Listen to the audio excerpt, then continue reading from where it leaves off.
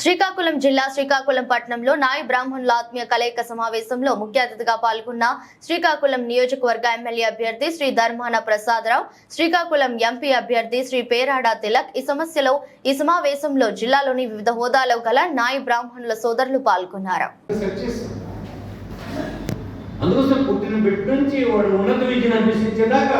వాడి ప్రభుత్వం నుంచి సపోర్ట్ ఇవ్వడానికి నిర్ణయం తీసుకున్నాం. దాంట్లో భాగంగానే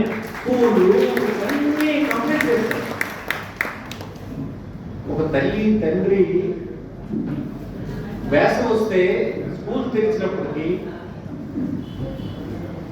జూన్లో స్కూల్ తెరిస్తే తల్లి తండ్రి భార్య చెప్తారు పిల్లడికి బట్టలు బూట్ కావాలనుకుంటు, పెన్న కావాలనుకుంటు, లేదా స్కూల్లో ఫీజు ఎందుకు కట్టాలని స్కూల్లో భర్త చెప్తారు. ఈవేళ అలాగే ప్రభుత్వం ఎలా చేసింది, అందరి అల్పాదాయ వర్గాల పిల్లల తాలూకు అవసరాలు తీర్చడం ప్రభుత్వం చేస్తుంది.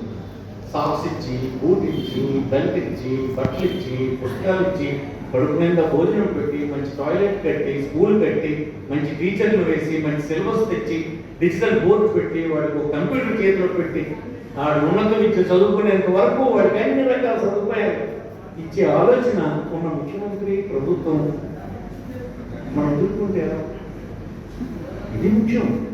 వృత్తికి జరిగిందే ఉండండి, వృత్తికి టెంపరీగా అందిస్తున్నాం. ఏమి ఒక న్యాయ బ్రాహ్మణుడు ఎప్పుడు న్యాయ బ్రాహ్మణుడు ఆ వృత్తి చేయాలి. ఏ పిల్లడైనా చదువుకునే పెద్దవాడై సమాజంలో గౌరవ స్థానం లేదు ఎదగవచ్చు. ఆ ఎదగడానికి ఒక నిచ్చెన ఉండాలి ప్రభుత్వం. ఆ నిచ్చెనే వైఎస్ఆర్ పార్టీ ప్రభుత్వం అని ఈ సందర్భంగా. ఈ ప్రభుత్వం వచ్చినప్పుడు నాయ బ్రాహ్మణులకి గౌరవం పెంచడం ఎలా అది ఎన్నో విషయాలు మీరే చెప్పారు, మీరు చెప్పక్కర్లేదు. దేవాలయాల్లో వాళ్ళు దేవుడిని మేల్కొల్పి అన్నీ చేస్తే వాడు బోర్డులో ఉంటాడు. ఎందుకంటే ఉండడు, ఓడి వచ్చినట్టు అందరినీ స్వాగతం పలకాలి, కానీ ఆ బోర్డులో వాడు ఉంటాడు. ప్రతి దేవాలయంలో ఒక నాయ బ్రాహ్మణుడు ఉండాలని పెట్టేసి అది చిన్న విషయంలో ఉండొచ్చు. నేను ఎప్పుడే చెప్పాడు కదా, తిరుపతి మహామహులు ఆ బోర్డుల్లో ఉండడానికి ప్రయత్నం చేస్తున్నారు. దేశం అంతా అలాంటి దీంట్లో ఒక నాయ బ్రాహ్మణుడు కూడా బోర్డు మీటింగ్లో కూర్చునేటువంటి అవకాశాన్ని ఈ ప్రభుత్వం కల్పించింది. అలాగే మన దేవాలయాలన్నింటిలో కల్పించింది. అలాగే అట్రాసిటీ చట్టం పరిధిలోకి తీసుకొచ్చింది. మీ వృత్తికి సహాయపడడానికి కొన్ని రాయితీలు ఇచ్చింది. అదనంగా అందరి పౌరులకు ఇచ్చినటువంటి పెన్షన్లు ఇట్లాంటివన్నీ చేశారు. అందుకోసం ఈనాడు సమాజంలో పేదలంతా సంతోషంగా ఉన్నారు. ఒక నాయకురాలే కాదు, ఇన్ని గ్రామం మేము వెళ్తే ఏ ఒక్కరు కూడా మమ్మల్ని మీరు ఒక వర్గం చూశారండి, మీరు మీ ఓటే లేదని మా మీద కక్షాదించారండి, మీరు కులం చూశారండి, రేపు మీ ఓటు ఇవ్వని మాకు ఇవ్వలేదండి, లేదు ఇవ్వడానికి మీ పార్టీ కార్యకర్తలు డబ్బులు అడిగాడండి అని 5 సంవత్సరాల్లో ఒక్కరి దగ్గర ఒక్కడు కూడా అడగలేదంటే ఈ ప్రభుత్వం గొప్పతనం కాలాన్ని అడుగుతుంది. ఇలాంటి ప్రభుత్వం నిలబెట్టాల్సిన అవసరం మనకు లేదా? ఎందుకు నిలబెట్టాలంటే గౌరవంగా అందుకోవడం. ఎప్పుడు ఒక రకమైనటువంటి సదుపాయం కంటే ఆ సదుపాయం అందుకోవడంలో గౌరవమైనటువంటి పద్ధతి ఉండాలి. ఆయన గౌరవమైన చేతులు అందుకోవడం కాదు. ఖచ్చితంగా నా ప్రభుత్వం ఒక రాజ్యాంగంలో నడుస్తున్నటువంటి ప్రభుత్వం కింద ఎవరి స్థాయి వద్ద నేను అందుకుంటాను అన్నింటి ఉండాలి తప్ప వాడికి తలకి దండం పెట్టుకుని వాడి కోపం వస్తే తీసేస్తాడు. వాడి కొనసాగంలో ఎప్పుడు జరగాలి, ఎప్పుడు ఎంతకాలం దానికి శరమగీతం అయింది కదా, అయిందా లేదా? మీకు ఎవరైనా సిఫార్సు చేశారా? మిమ్మల్ని ఎవరైనా డబ్బులు అడిగారా? మీరు ఎవరైనా డబ్బులు ఇచ్చారా ఎవరికైనా? ఏ పనికైనా 5 సంవత్సరాలు చంద్రబాబు ఏం చేశారు? 4 బ్రోకర్లను పెట్టాడు. జన్మభూమి కార్యకర్తలు ఏంటి పని అంటే ఆ వార్డులోన ఎవరు ఏ పని కావాలన్నా వాళ్ళ దగ్గరికి దండం ఉంటారు, వాళ్ళకి చెప్పేసుకోకూడదు, చాలా ఎక్కువ పైసలు కొరకు అంటే ఇది తనలో పిసరా పెట్టి ఆడతారు. ఎప్పుడు కూడాను స్వేచ్ఛగా వాడు తిరగకూడదు, ఇంకొకరితో కనిపెట్టకూడదు. కోపం వస్తుంది, కోపం వస్తే వెంటనే కాపు తీసేస్తాడు, వెంటనే తీసేస్తాడు. అందుకే కార్యక్రమం ఇదే కదా. నీకు అంటే చంద్రబాబుకి జగన్మోహన్ రెడ్డికి ఎంత తేడా ఉందో మీరు చూసారా? ఇది విద్యులైన మీరు గమనించాలి. ఈ ఆలోచనలోనే తేడా ఉంది. సమాజం పట్ల విశాలమైన భావం ఉంది జగన్మోహన్ రెడ్డి. అతను ముఖ్యమంత్రి అయినాడు కంటే ఇలా నడిపించాడు. సమాజం అంటే అతని భావన లేదు.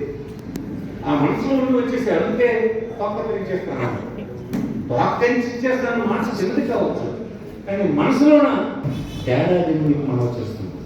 నేను నాయ బ్రాహ్మణుడు అని చెప్పి ఏమన్నా పడవేస్తాను. హృదయంలో ఉండాలి. మీరు అది గమనించాలి.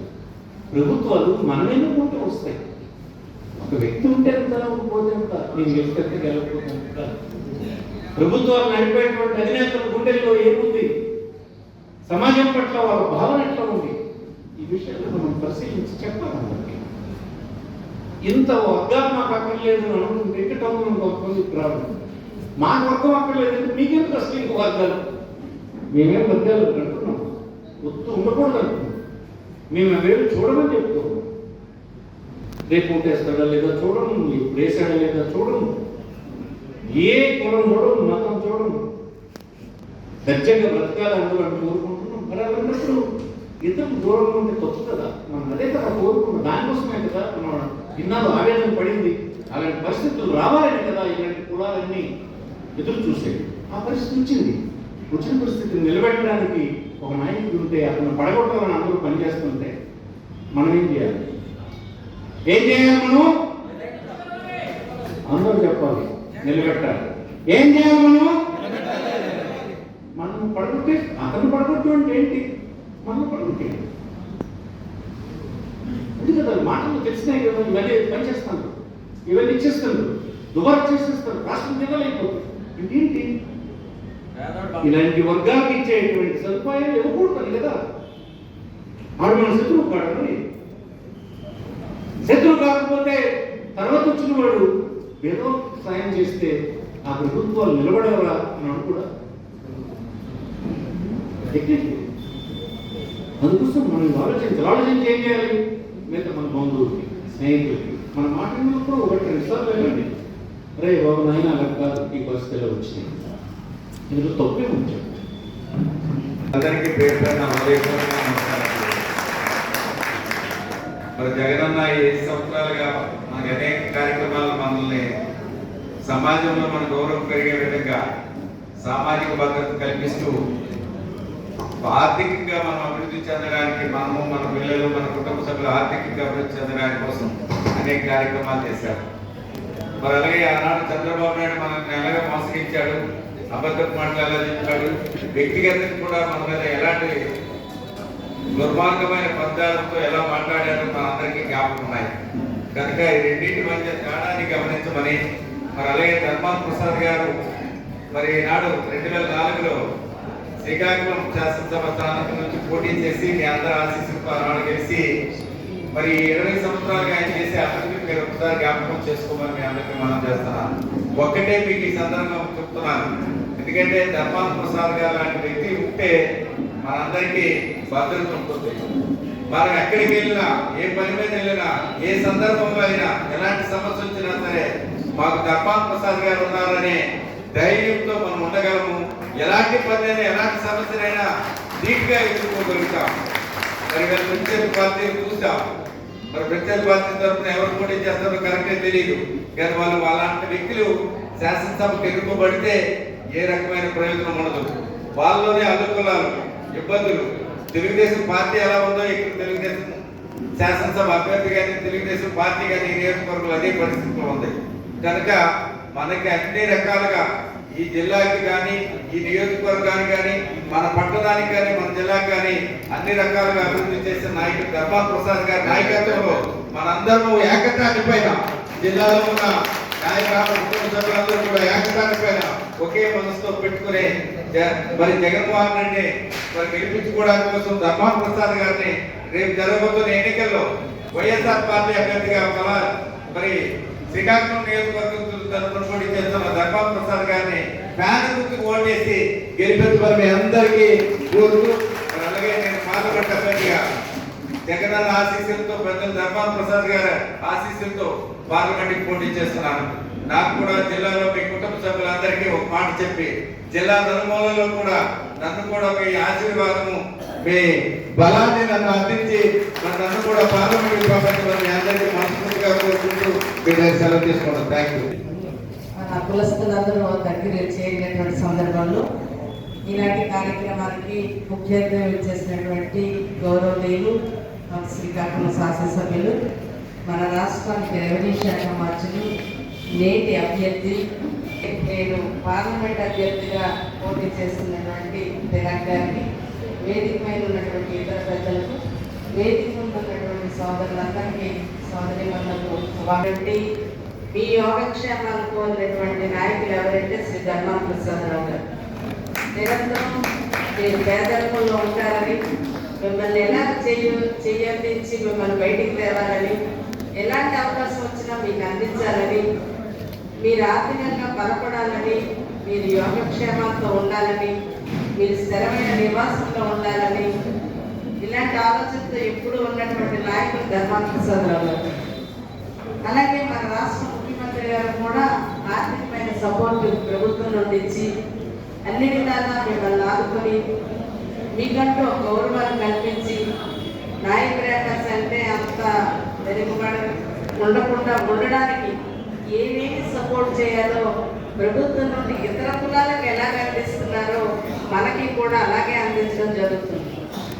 అంటే వెనుకబడిన కులాలంటే ఆయనకి ఎక్కువ ప్రీతి, సామాజికంగా వారికి న్యాయం జరగాలని, వారిని ముందు వరుసన కూర్చోబెట్టాలని జగన్మోహన్ రెడ్డి గారు ఎలాంటి సపోర్ట్ ఇస్తున్నారో నేడు మన జిల్లాకు కానీ మన రాష్ట్రంలో ఎలాంటి సమస్య వచ్చినా మన నియోజకవర్గంలో కానీ మీ అందరి